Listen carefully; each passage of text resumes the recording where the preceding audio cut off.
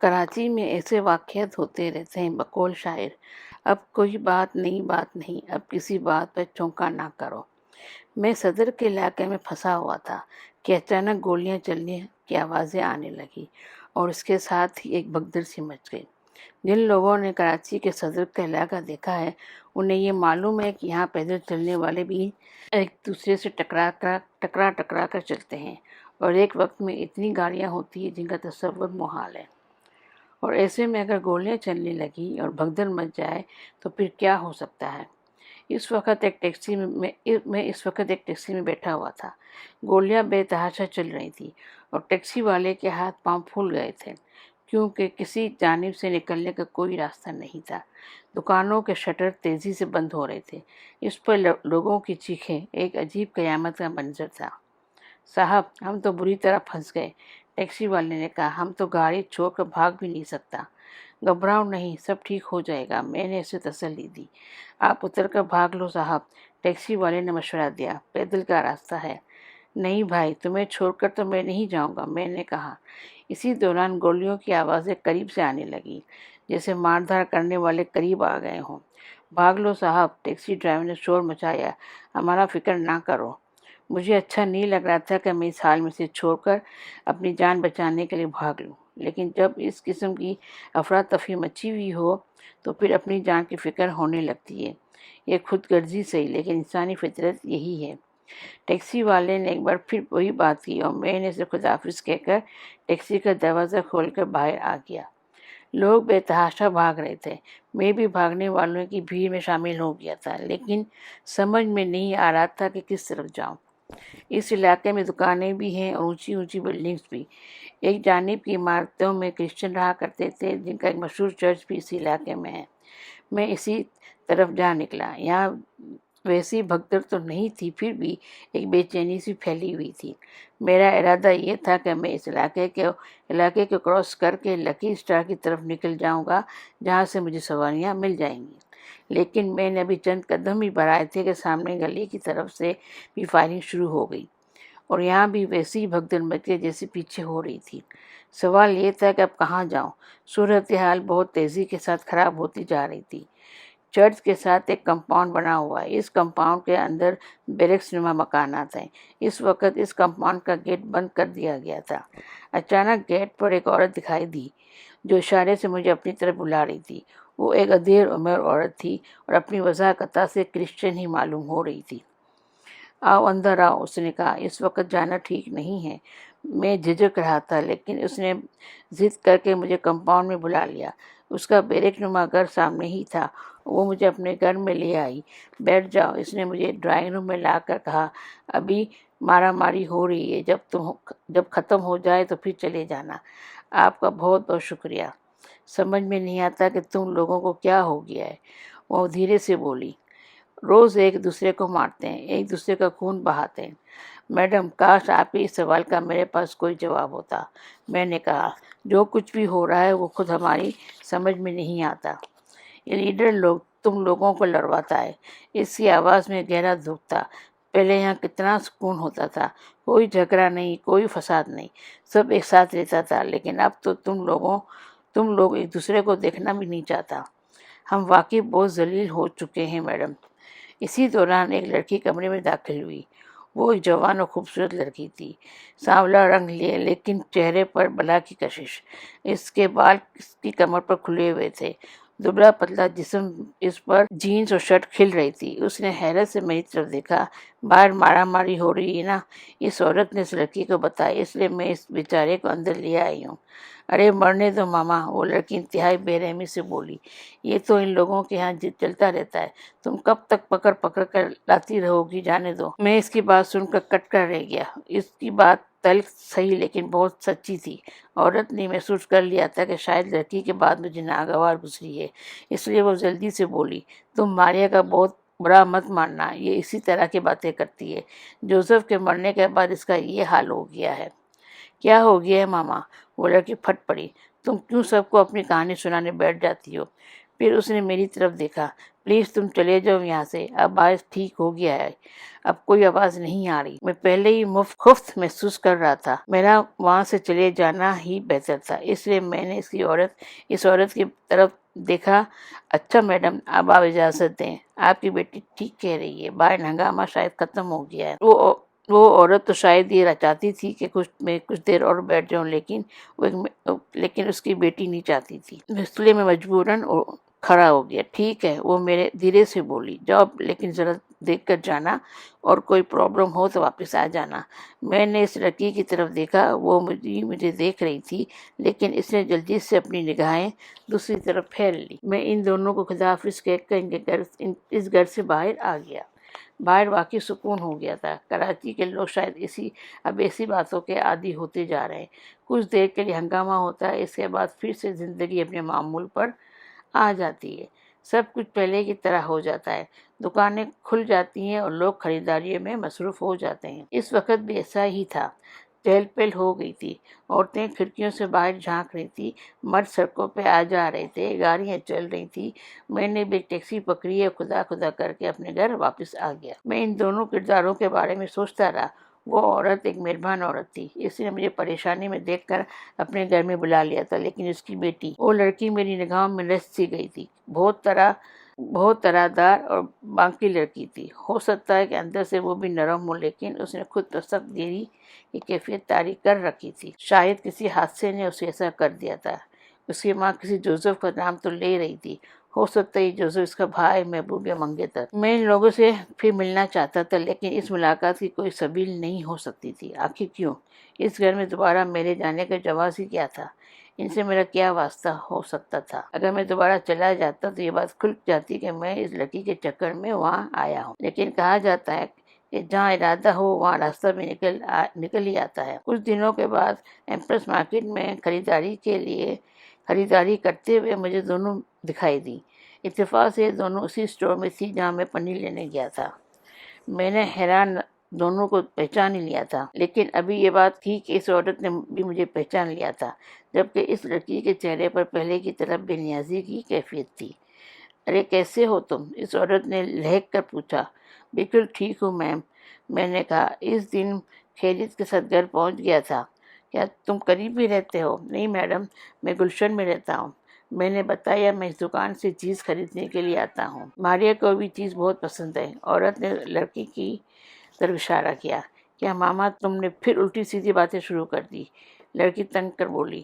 ماریا یہ وہی نوجوان ہے جو اس دن آیا تھا، عورت نے کہا، جس کو تم نے گھر سے بھگایا تھا۔ لڑکی نے پھر اپنا چہرہ دوسری طرف کر لیا۔ بلا کی تنگ مزاج لڑکی تھی۔ تم آؤ کبھی ہمارے گھر، اس عورت نے کہا۔ اس وقت اس لڑکی کے تاثرات دیکھنے والے تھے۔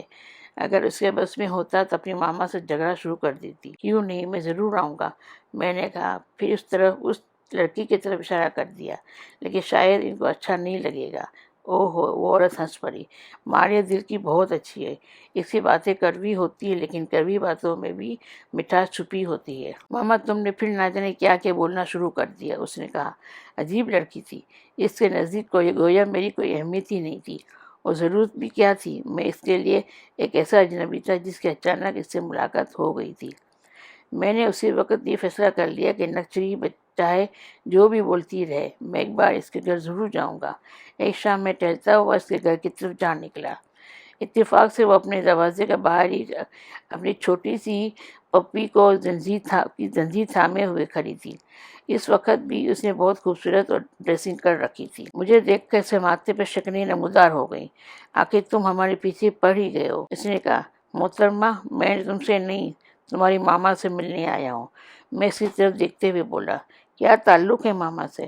انسانیت کا، میں نے کہا۔ تمہاری ماما نے اس دن میرا ساتھ دیا تھا، اس کے لیے میں زندگی پر ان کا احسان مند رہوں گا۔ تمہاری ماما تمہاری طرح نکچری اور مغرور نہیں ہے۔ اور پہلی بار میں نے اس کے ہونٹوں پر ہلکی سی مسکراہٹ دیکھی۔ اس مسکراہٹ نے اس کے نخوش اور بھی دل فریب کر دیے تھے۔ اسی دوران اس کی ماں بھی باہر آ گئی۔ مجھے دیکھ کر اس نے خوشی کا اظہار کیا۔ واؤ، ماریا سے تمہاری دوستی ہو گئی؟ جی نہیں، میں نے جواب دیا۔ یہ انسانوں کو لفٹ نہیں دیتی بلکہ کتوں سے پیار کرتی ہے۔ وہ ایک بار پھر مسکرا دی۔ یہ مسکراہٹ بھی بہت خوبصورت تھی۔ وہ کتے کی زنجیر تھامے اندر چلی گئی۔ اس کی ماما مجھے بھی ساتھ لے آئیں۔ اس شام میں نے اس گھر میں چائے بھی پی تھی، اور سب سے بڑی بات یہ تھی کہ ماریا بھی کچھ دیر تک سامنے بیٹھی رہی تھی۔ اس دوران اس کی ماں نے میرا پورا انٹرویو لے لیا، میں کون ہوں، کہاں رہتا ہوں، کیا کرتا ہوں، شادی ہوئی یا نہیں، وغیرہ وغیرہ۔ پھر اس نے ماریا کے بارے میں بتایا، اپنے بارے میں بتایا۔ اس کے شوہر یعنی ماریا کے باپ کا انتقال ہو چکا تھا۔ ایک بھائی جو دبئی میں رہتا ہے اور ہر مہینے معقول رقم بھیجتا ہے۔ خود ماریا نے گریجویشن کر لیا تھا اور مزید پڑھائی کا ارادہ کر رہی تھی۔ اس کی شادی نہیں ہوئی تھی، وغیرہ وغیرہ۔ یہ ساری باتیں ایک ہی نشست میں معلوم ہو گئی تھی۔ ان باتوں کے دوران ماریا کے چہرے پر کبھی شگفتی آتی اور کبھی تناؤ کا احساس ہوتا۔ کچھ دیر بیٹھنے کے بعد میں وہاں سے رخصت ہو گیا۔ اس دوسری ملاقات نے مجھے ذہنی طور پر ماریا کے اور قریب کر دیا تھا۔ اس کے انداز میں جو رکھ رکھاؤ، اس کے چہرے پر جو تیکھا پن تھا، وہ بہت کم دیکھنے میں آیا کرتا۔ وہ ایک دلکش لڑکی تھی، اور خود میرے دل نے یہ فیصلہ دے دیا۔ یہ سمجھ میں نہیں آ رہا تھا کہ میرے لیے اس کے ہاں باہر جانے کا جواز کیا ہوگا۔ آخر کیوں؟ اس گھر سے میرا کیا واسطہ؟ میں کیا تھا اور کیوں جاتا؟ اور وہ بھی ایک ایسی نیک چلی لڑکی کے گھر جو کسی بھی لمحے مجھے بے عزت کر سکتی ہے۔ یہ پوچھ سکتی تھی کہ میں اس کے گھر کے چکر کیوں لگا رہا ہوں، اور اس سوال کا میرے پاس کوئی جواب نہیں تھا۔ لیکن ایک شام وہ لڑکی مجھے کلفٹن کے ساحل پر تنہا ملی، اور بالکل اکیلی پتھر کی ایک بینچ پر خاموش بیٹھی سمندر کی طرف دیکھ رہی تھی۔ وہ میرا راستہ تھا۔ میں دفتر جانے کے لیے ٹیکسی کے ذریعے عام طور پر اسی راستے پر سے گزرا کرتا تھا، اور ساحل پر بنے ہوئے کیبن نما فاسٹ فوڈ سینٹر سے چائے کا گلاس لے کر کسی بینچ پر بیٹھ کر سامنے دور تک پھیلے ہوئے سمندر کو دیکھتا رہتا۔ یہ میرا پسندیدہ مشغلہ تھا۔ میں اس وقت بھی چائے کا گلاس لے کر ایک بینچ کی طرف بڑھا تھا کہ مجھے ماریا دکھائی دی۔ وہ مغرور لڑکی اس وقت تنہا بیٹھی ہوئی تھی۔ میں گرچہ اس کے پاس جا کر کھڑا ہو گیا، اس کے باوجود اس کی توجہ مجھ پر نہیں تھی، اور جب اس نے اپنے قریب کسی کی موجودگی محسوس کی تو گھبرا کر کھڑی ہو گئی۔ تم؟ اس نے حیرت سے میری طرف دیکھا۔ جی میں وہی ہوں، میں نے کہا، میں یہاں روز آیا کرتا ہوں، کیونکہ میرا دفتر اسی طرف ہے۔ اوہ! اس نے گہری سانس لی۔ کہانی وہی ہوگی کہ تم نے مجھے دیکھا اور مجھ سے ملنے کے لیے میرے پاس آ گئے۔ یہ کہانی نہیں، حقیقت ہے، میں نے کہا۔ چلو بیٹھ جاؤ، اس نے میری طرف دیکھ کر کہا۔ یہ پہلا موقع تھا کہ میں نے اس کے لہجے میں نرمی محسوس کی تھی، ورنہ وہ تو تیر اور تلوار بنی ہوئی تھی۔ میں اس کے برابر بیٹھ گیا۔ وہ کچھ دیر سمندر کی طرف دیکھتی رہی، پھر دھیرے سے بولی، تم یہ سوچ رہے ہوگے کہ میں ایک بدتمیز لڑکی ہوں؟ نہیں تو، میں نے جلدی سے کہا، ہر شخص کا اپنا مزاج ہوتا ہے۔ مجھے تم مسلمانوں نے ایسا کر دیا ہے کیا؟ ہاں۔ اس نے گہری سانس لی۔ میں تم سے یہ پوچھتی ہوں کہ تم نے جوزف کو کیوں مارا؟ اس کا کیا قصور تھا؟ میں نے تو نہیں مارا۔ میں تو تمہارے جوزف کو جانتا بھی نہیں ہوں۔ تو مسلمانوں نے مارا ہے اس کو؟ اس نے کہا۔ وہ میرا محبوب تھا، ہم اکثر یہیں آ کر بیٹھ جایا کرتے تھے۔ اگر جب بھی اس کی یاد آتی ہے تو میں اسی جگہ آ کر بیٹھ جاتی ہوں۔ تم نے ایسے پیارے انسان کو مار کر اچھا نہیں۔ ماریا، میں پھر کہہ رہا ہوں کہ کسی کی موت سے میرا کوئی تعلق نہیں، میں نے کہا۔ تم نہیں تو تمہارے مذہب والوں نے مارا ہے اس کو، اور انفرادی طور پر تم سب کے سب اس کے مجرم ہو۔ میرے مجرم ہو؟ کیا قصور تھا اس کا؟ تم مجھے بتاؤ تو صحیح، کیا ہوا تھا تمہارے جوزف کے ساتھ؟ پھر اس نے بتایا کہ وہ دو اسلامی مذہبی گروپوں کے درمیان تصادم ہو گیا تھا، یہ بے تحاشا گولیاں چل رہی تھی۔ وہ دن ماریا کی برتھ ڈے کا تھا۔ جوزف نے اس کے لیے بیکری سے کیک لینے گیا تھا کہ کوئی گولی کا نشانہ بن گیا۔ وہ تو مسلمان بھی نہیں تھا، ایک کرسچن تھا، پھر کیوں مارا اس کو؟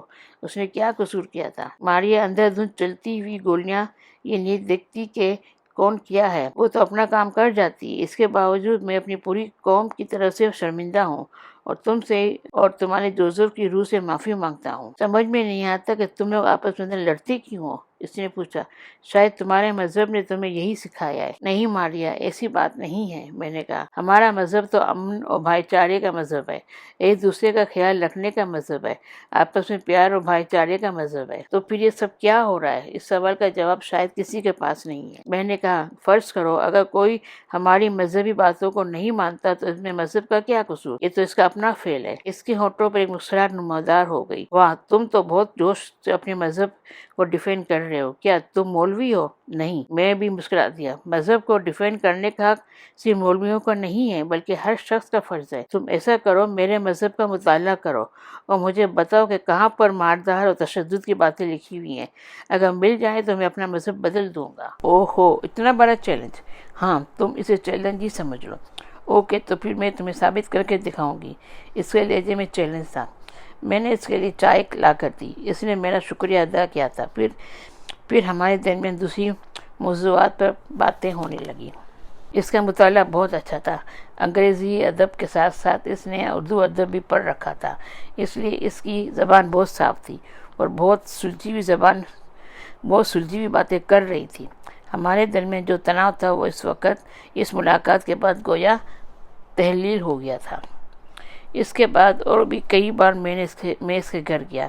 اس کی ماما کو یہ جان کر بہت خوشی ہوئی کہ ہمارے درمیان دوستی ہو گئی ہے۔ میں نے اسے کئی مذہبی کتابیں لے جا کر دی جو انگریزی اور اردو دونوں زبانوں میں تھی۔ وہ خود اپنے طور پر بھی ریسرچ میں مشغول ہو گئی تھی۔ اکثر شام کو ہم واک کرنے چلے جایا کرتے تھے یا پھر کہیں کچھ کھانے کے لیے چلے جاتے۔ وہ اکثر جوزف کی باتیں کیا کرتی تھی، لیکن شروع میں بعد میں جوزف کا ذکر ذرا کم کرنے لگی تھی۔ دوسری طرف میں نے بھی محسوس کر لیا تھا کہ میں اس کے بغیر شاید ادھورا تھا۔ بہت تیزی سے میں اس کی طرف بڑھ رہا تھا یا ہم دونوں ایک دوسرے کے قریب آ رہے تھے۔ ماری اکثر بتایا کرتی کہ اس نے اسلام کو سمجھنا شروع کر دیا ہے اور متاثر بھی ہوتی جا رہی ہے۔ یہ بات بہت خوش آئند صورتحال تھی۔ میں اس پر زور نہیں دیتا تھا اور نہ ہی کسی قسم کا لیکچر وغیرہ دینے کی کوشش کرتا۔ میری خواہش یہ تھی کہ وہ خود ہی سمجھ لے، اس کے بعد جو فیصلہ کرے یہ اس کی مرضی ہوگی۔ اس کی ماما عجیب انداز کی عورت تھی، انتہائی بے نیاز اور بے پناہ پیار کرنے والی۔ انہیں اس بات پر کی پریشانی نہیں تھی کہ ان کی بیٹی نے کسی مسلمان سے مراسم بنانے شروع کر دیے ہیں، بلکہ ان کے نزدیک سب سے اہم بات یہ تھی کہ ان کی بیٹی اب خوش رہنے لگی ہے۔ ممتا کے بھی حیرت انگیز پہلو ہوا کرتے ہیں۔ اپنی اولاد کے لیے وہ کسی حد تک جا سکتی ہے۔ ماریا میں اب تبدیلیاں آتی جا رہی تھی۔ پہلے اس کے انداز بہت بے باکانہ ہوا کرتے تھے، لیکن اب اس نے احتیاط سے کام لینا شروع کر دیا تھا۔ کچھ عرصے بعد اس نے مذہبی معاملات پر باتیں بھی شروع کر دی۔ اس کے ذہن میں بے شمار سوالات ہوتے اور میں اپنے طور پر جواب دینے کی کوشش کرتا۔ ایک دن اس نے کہا، تم نے مجھے جو کتابیں لا کر دی تھی وہ میں نے پڑھ لی ہیں، تو پھر کس نتیجے پر پہنچی؟ یہی کہ اسلام واقعی سچا مذہب ہے۔ اس نے کہا، خوشی ہوئی کہ تم نے حقیقت تو سمجھ لیا۔ میں خوش ہو کر بولا، اب تم کیا چاہتی ہو؟ کیا خیال ہے تمہارا؟